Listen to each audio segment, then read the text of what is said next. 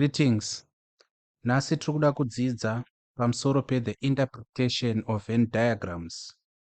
Tiri kuda kutanga nema-Venn diagrams ane two subsets. So this is going to be our first Venn diagram.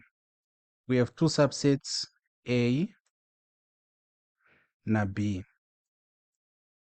Tiri panapa, tiri kuda ku-identify certain regions. Saka let us say mukati munomu munenge muine chii. Mukati umu munenge muina A only. And we are going to see zvatiri kureva kana chiti A only. Mukati munomu munenge muina B only. So let us shade ma-regions acho atiri kuti A only kana kuti B only. That takes us to our second Venn diagram, which is an improvement of this first Venn diagram. Two subsets A and also B. Saka kana tichiti A only, tiri kureva kuti in this region of the Venn diagram munomu ndo munenge muina A only. So this is A only. In our previous lesson pamasets, I called it A exclusive, but to tone it down kuti ive more understandable, let us call it A only. Then kana tichiti B only, tiri kurevei, this is the region of B only. Saka iyi ndo inenge chinzi chi B only. So this is very important to notice, because tikada kuwana an understanding of what is happening. Tiri kuzvoona here kuti patiri kushedha mukati mema-subsets, tiri kusiya this region of intersection. Because pakati panapa munopinda zvinhu zviri muna A zvakafanana nezvinhu zviri muna B. Munopinda ma-common elements between A and B. Ndo zviringe zvichiitika pakati apo. Saka kana tichida ngoziva zvinhu zviri muna A chete, A only, i-region yatakashedha in red. Kana tichida kuziva zvinhu zviri muna B chete, B only, i-region yatakashedha in blue. Let us now go further to our third Venn diagram. For our third Venn diagram, takuda kushedha the intersection. So this is our Venn diagram. We still have two subsets, A na B. Then takuda kushedha panapa. Patashedha apo panonzi chi? Patashedha panapa ndo panonzi A intersecting B. Kureva zvinhu zviri common between the two sets A na B. What if kana tichida kuziva kuti A union B, tinoirepresenta sei paVenn diagram?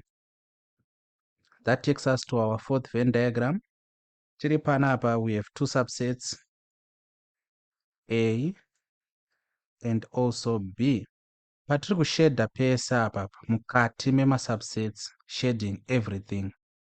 Ndochi zvatashedha ndo zvinorepresenta A union B. What about kunze kunoku kwema-subsets asi muri mukati meVenn diagram? Kunomborepresenta chi? Let us go to our fifth Venn diagram. Still it has two subsets like this. Then kwatiri kuda kushedha kunze kunoku tisingapinde mukati mema-subsets. So it's like this, avoiding ma-subsets altogether. Ndo kwatiri kushedha like this. Kwatashedha uku ndo munonzi muchii. This is the complement of what? A union B. So this is A union B complement. Kureva kunze kwe the union of both subsets A na B. So tapedza zvinhu zviri basic zvatofanwa kunge tichitoziva, and take note that this is what? Complement. Let us now go to the sixth Venn diagram. But tiri pano manje pa number 6. Tiri kuda kudiscussa about a only. Saka toda kuziva kuti a only tinoirepresenta sei kana tiri pavenn diagram. Saka just to recall kuti tirangarire, remember tambodefine a only. So we had a Venn diagram with two subsets. Tikati muno matashedom ndochi ndio a only. What we now need to do is toda kuziva kuti kana tichinyora tichishandisa union, intersection, complement, kana tichinyora tichishandisa masymbols ekumasets tinoinyora sei. Manyorero atinoita ndeaya, inenge iri b complement intersecting a, b complement intersecting a. Regai tingoidrowa panapa kuti kutsanangura kwangu kunzwisisike. So this is a only. Mazvoona. Saka patiri kuti b complement tiri kureva zvinhu zvisiri muna b. You understand? Saka pakati panapa panenge pari muna b. So hatipa shade. That's b complement intersecting a. Saka this explanation might be insufficient, but let us have a proof maybe that will be sufficient. In order for us to prove zvatataura apo, what we are going to do is we are going to treat that as a question. Kuti ngatiti muexam ya question yanga yakati shade in a Venn diagram b complement intersecting a. Tinoiansa sei question iyoyo. So manzira tinoita tinoisa Venn diagram panapa. Taisa Venn diagram toisa masubsets edu a na b. Taisa masubsets edu, then toda kutanga kusheda b complement. Mashedero achaita b complement panapa because tiri kudhila neintersection. We remember kuti tinofanirwa kusheda amwe maline ari horizontal kureva kuti akarara ari flat, amwe maline ari vertical kureva kuti akamira. Saka for b complement ino ishi yatoda kusheda, ngatitei maline ari horizontal like this. Saka maline edu anosheda everything else asi haapinde muna b, including mu intersection ma b muno. Haapinde like this. This is b.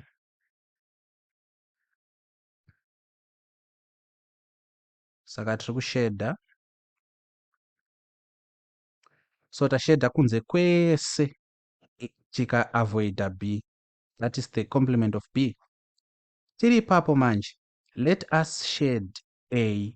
Saka a toda kumsheda nechi ne different color. Remember kana iri intersection panochekana maline kuti amwe ma horizontal amwe ma vertical. Panochekana ndo panenge paine chi? Ndo panenge paine answer yedu. Saka pakusheda a ngatishandise red. But this time takushandisa ma vertical lines. Saka a tikusheda mukati mese muno. Mukati muno. Including mu intersection because it's also part of a in as much as it's part of b. Like this. Saka manje answer yedu isusu takutsvaga pakacrossana maline. Can you see kuti maline ari kucrossana muna a muno but asiri kuzopinda kuno? Like mu region intersection hatina ma horizontal lines. Asi mu region ya a ino ishi tina ma horizontal lines ari kuchekana nema vertical lines. Saka this now proves kuti a only ndiani, because we had said a only inenge yakadai so. So a b, remember kuti a only inenge yakangodai so. Saka region ino ishi ndiyo zvakare region iri kusheda nachi yatiri kusanganisa maline panapa. So this proof proves kuti b complement intersecting a ndiyo a only. But if you come to think about it, reason around it, you see kuti it makes sense. Because tiri kuti zvese zviri kunze kwa b ngazvi intersecte na a.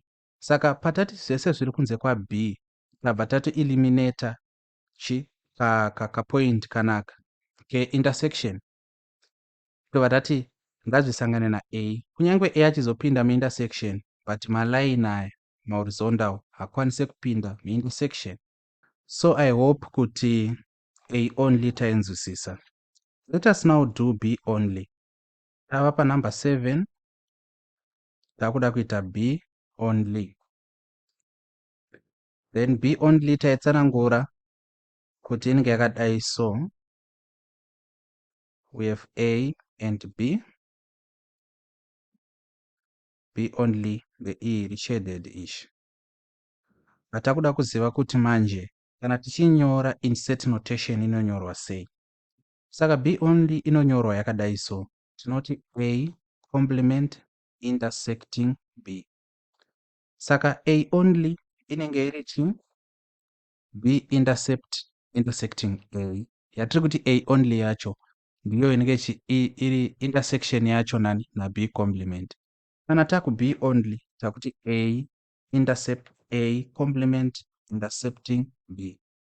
But let us prove kuti ndizvo here.